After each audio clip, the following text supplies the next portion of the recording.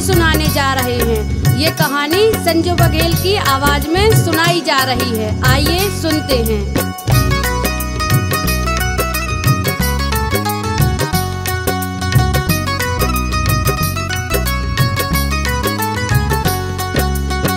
एक चिड़िया थी जो रोज दाना चुनने के लिए अपने बच्चों को घोंसले में छोड़कर दूर जंगलों के पास बस्तियों में जाया करती थी। एक दिन किसी घोड़े पर उसने चने का दाना पाया। वह उसे लेकर चक्की में दरने को ले गई। दाल दरते दरते एक दाल खूंटे में फंसी रह गई। एक ही दाल बाहर निकली। चिड़िया ने उसे निकालने की अपनी ओर से बहुत कोशिश की, लेकिन वह सफल नहीं हो सकी। चिड़िया बढ़ई के पास गई और उसने खूंटे में फंसी दाल को बाहर निकालने को कहा। बढ़ई कुछ और काम कर रहा था, इसीलिए उसने ध्यान नहीं दिया। चिड़िया ने उससे बहुत मिन्नत की और उससे क्या कहा, बढ़ई बढ़ई खूंटा चीरे, खूंटा में मुर्दाल बा, का खाऊं का पीऊं, का लेके परदेस जाऊं। बढ़ई ने उसकी एक न सुनी और उसे धुतकार कर भगा दिया। फिर वह राजा के पास गई।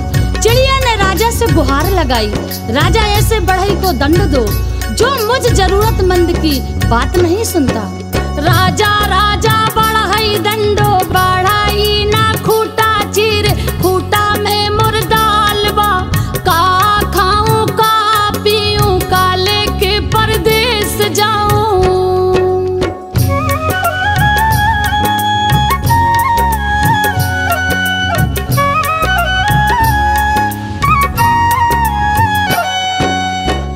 राजा के पास कहाँ इतनी फुर्सत थी कि नन्ही चिड़िया की बात सब काम छोड़कर सुनता। जब उसने भी विनती पर कोई ध्यान नहीं दिया तो वह रानी के पास गई और रानी से बोली, हे रानी, तुम अन्यायी राजा का साथ छोड़ दो। रानी रानी राजा तेजो, राजा ना बढ़ई दंडे, बढ़ई ना खूंटा चीरे, खूंटा में मुर्दाल बा, का खाऊं का पीऊं, का लेके परदेस जाऊं। रानी भला अपने राजा को क्यों छोड़ने लगी? रानी ने रोती बिलखती चिड़िया की एक न सुनी और उसकी बात मानने से इनकार कर दिया। फिर गौरैया उड़ी, सांप के बिल के पास जाकर रोने लगी। बिल से निकले सांप से अपनी विनती दोहराई।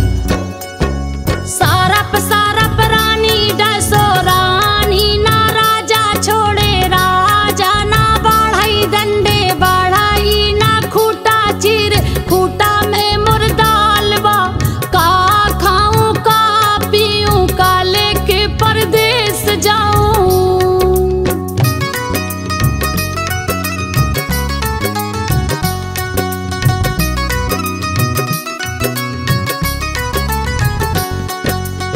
उसने अपनी राम कहानी सुनाकर विषैले सांप से कहा कि तुम जाकर उस रानी को डसो जो गरीब की गुहार नहीं सुनती, जो रानी सब कुछ जानकर भी राजा से न्याय नहीं दिला सकी और ना ही राजा को छोड़ सकी।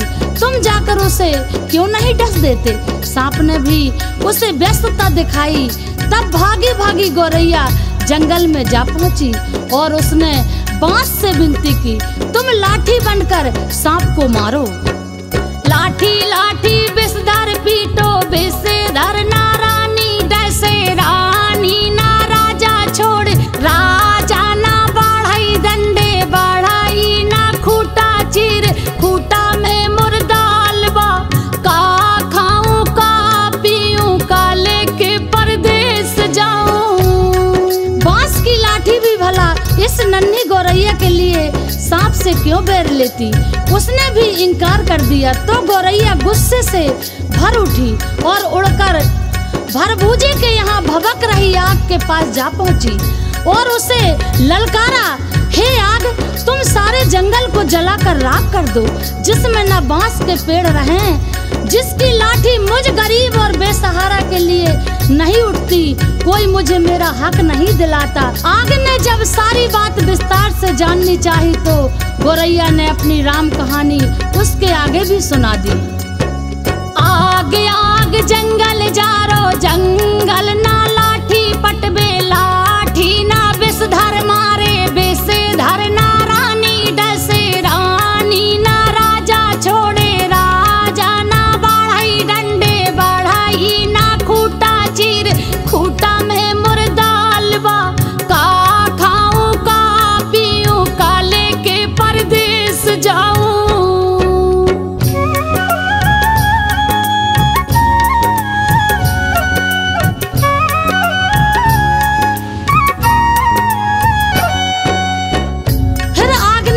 छोटी सी बात के लिए गोरैया की बात मानकर पूरे जंगल को जलाना ठीक नहीं समझा और जंगल को जलाने से इनकार कर दिया।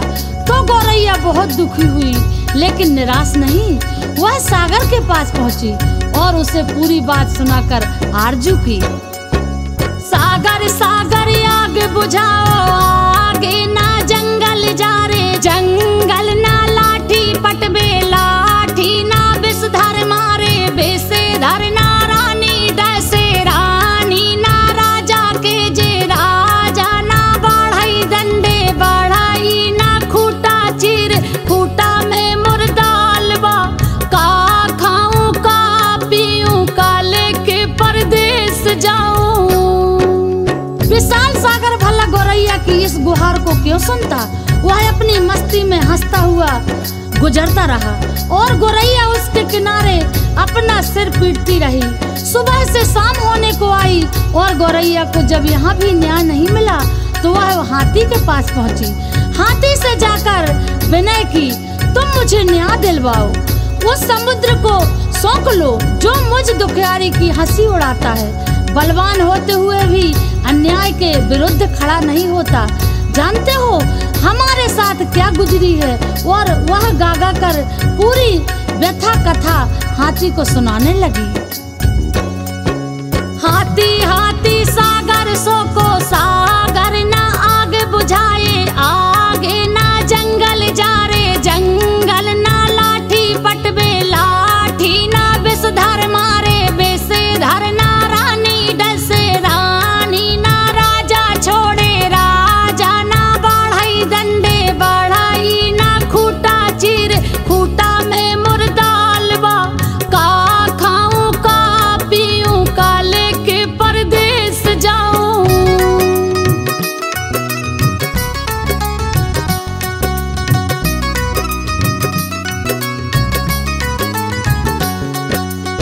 हाथी भी गोरैया की बात सुनकर टस से मस नहीं हुआ। उसने भी उसका साथ नहीं दिया और उसकी बातों को हवा में उड़ाता हुआ अपने लंबे लंबे सूप जैसे कान हिलाते हुए आगे निकल गया और नन्ही गोरैया का धीरज धीरे धीरे टूटने लगा। वह थककर चूर हो गई, जहाँ की तहाँ बैठी लाचार सी होकर आंसू बहाने लगी। सारी दुनिया उसे अंधेरी दिखाई देने लगी।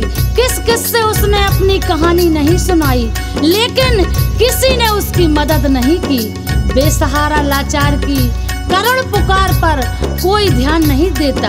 तभी उसके पैरों के पास एक नन्ही सी चींटी आकर उसका हाल पूछने लगी। उसने देखा नन्ही नन्ही चींटियों की एक लंबी कतार, एक के पीछे एक बहुत सी अनुशासित ढंग से चली आ रही हैं। उसने ध्यान से देखा उनका अद्भुत संगठन और अथक परिश्रम। वह बड़ी पूर्ति तरुपरता और संयोजित ढंग से अपना काम मिलजुल कर किए जा रही थी। चींटियों ने आकर उसे घेर लिया और गोरैया से पूरी व्यथा कथा सुनकर सहानुभूति के साथ बोली, बहन, दुनिया में रोने गिड़गिड़ाने से काम नहीं चलता और ना ही बैठकर आंसू बहाने से कुछ होता है।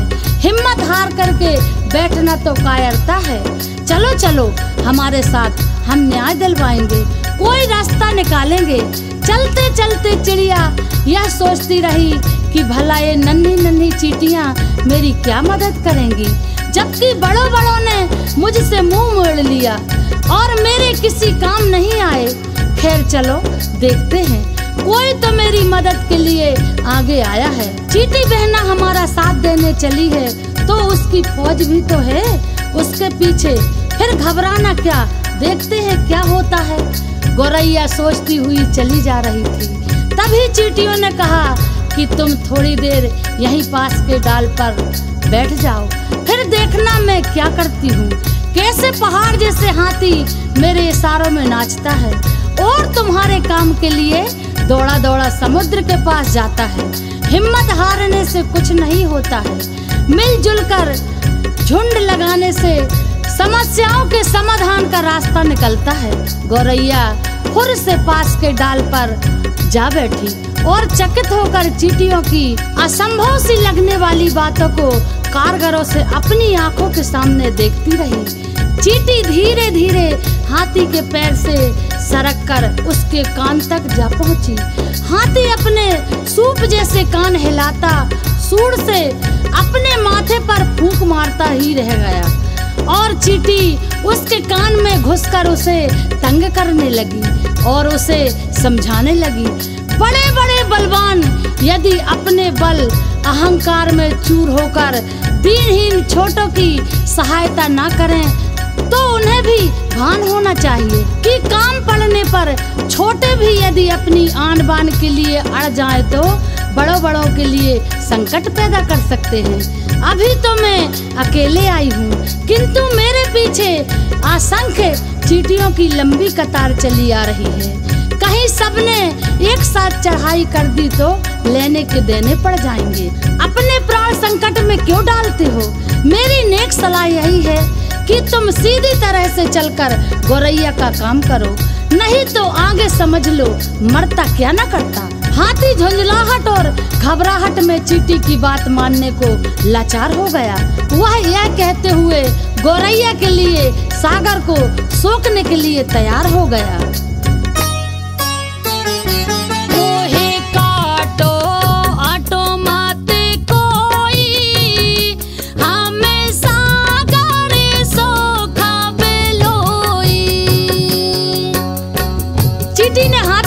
छोड़ दिया और गौरैया उसे धन्यवाद देते हुए हाथी के पीछे पीछे उड़ती वापस सागर की ओर लौटी। हाथी जैसे ही सागर के पास उसे सोखने के लिए पहुंचा तो सागर हाथ जोड़कर क्या बोला? मोहे सोखो ओको माते कोई, हमें आगे बुझाए बेलोई। सागर जब अपने तटों को छोड़कर आग बुझाने के लिए उमड़ा, आग ने थर-थर कांपते हुए सागर से क्या बोला? मोहे बुझाओ बुझाओ मत कोई, हमें जंगल जा बेलोई। आग जंगल को जलाने के लिए बढ़ी। गौरैया भी साथ में चली आ रही थी। यह जानकर जंगल ने भी वादा किया, मैं लाठी को सांप मारने के लिए तुरंत भेजता हूँ, लेकिन मुझे जलाकर राख मत करो।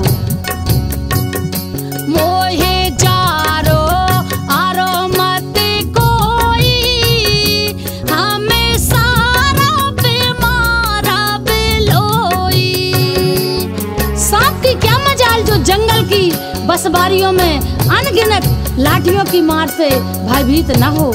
उसने भी बिल के बाहर आकर गौरैया को भरोसा दिया। मोहे मारो आरो मत कोई, हमें रानी डासा बेलोई। रानी ने जब सांप को महल में आते देखा, उसके साथ गौरैया को भी आते देखा, तो वह पूरी बात का अनुमान कर पसीने पसीने हो गई।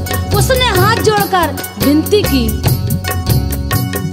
मोहे डासो असो मत कोई, हमें राजा के तेजा बेलोई। रानी के उस वचन के बाद भला राजा क्यों अपने हट पर टिकता? उसे तो गौरैया का धीरज, अथक परिश्रम और सूझबूझ का समाचार मिल चुका था। उसने अपनी लापरवाही और अन्याय के लिए क्षमा मांगते हुए फौरन बढ़ई को बुलाने का वचन दिया और कहा, मोहे तेजो एजो मत कोई, आबे बढ़ाई के दंडा बेलोई। फिर गौरैया की बात न मानने का अपराध कबूल किया और थर थर कांपते हुए राजा से गिड़गिड़ाकर विनती की। क्या? मोहे दंडो अंडो मत कोई, आबे खूटा के चीरा बेलोई। आखिर गौरैया को चाहिए ही क्या था? उस चक्की के खूटे के पास पहुंची जिसमें चने की दाल फंसी हुई थी। बढ़ई ने खूटे की दाल निकालकर दी और गौरैया उसे अपनी चोंच में लेकर अपने घोंसले में जा पहुंची, जहां उसके नन्हे नन्हे बच्चे वह जब से गई थी उसकी राह में आंखें बिछाए भूखे प्यासे बैठे थे। बच्चों ने चहचहाकर उसका स्वागत किया और वह अपनी चोंच से चने का दाना अपने बच्चों को खिलाने लगी और गुनगुना कर के पूरी कहानी सुनाने लगी कि कैसे उसने अपनी हिम्मत से काम लिया। बड़ों बड़ों ने उसकी बात मानकर उसकी मदद की, लेकिन जब वह केवल रो गिड़गिड़ा रही थी तो किसी ने उसकी बातों पर ध्यान नहीं दिया। मदद के लिए आगे आई तो वो चींटियां जिसकी संगठित सेना के सामने हाथी भी लाचार हो गया। सच ही कहा गया है, सब उसी की मदद करते हैं जो स्वयं अपनी मदद करना जानता है।